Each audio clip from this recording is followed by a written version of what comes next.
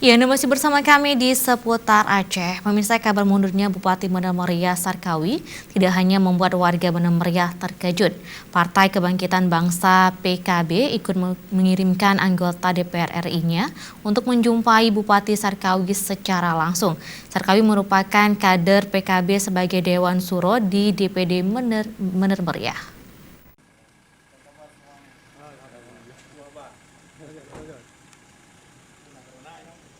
Anggota DPR RI asal Dapil 2 Aceh dari Partai Kebangkitan Bangsa, Ruslan M. Daud, mengunjungi rumah dinas Bupati Bener Meriah Sarkawi. Ruslan menyampaikan kunjungannya ke Bener Meriah sesuai arahan pimpinan Partai PKB Muhaimin Iskandar atau akrab disapa Caimin untuk melakukan pertemuan langsung dengan Bupati Bener Meriah.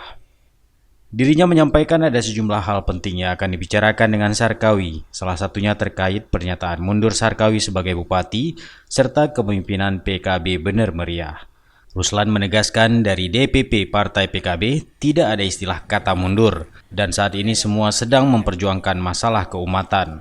Dua hal yang saya sampaikan kepada beliau, termasuk ini titipan gedung. Ya, titipan pimpinan daripada DPP, ya kan?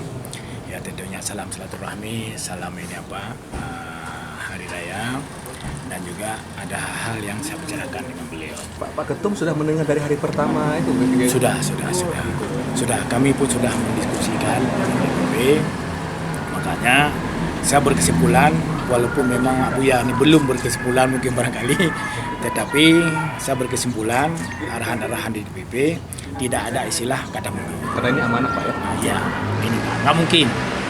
Sebab ini kita harus memperjuangkan keumatan. Pernyataan mundur Sarkawi yang disampaikan di Hari Raya Idul Fitri, usai salat Id di halaman Kemesjidan Babu Salam, Simpang 3 Redelung, membuat sejumlah masyarakat terkejut dan heran, termasuk sejumlah tokoh hingga pimpinan partai sang bupati. Dari Bener Meriah, Tim Liputan Aceh TV melaporkan.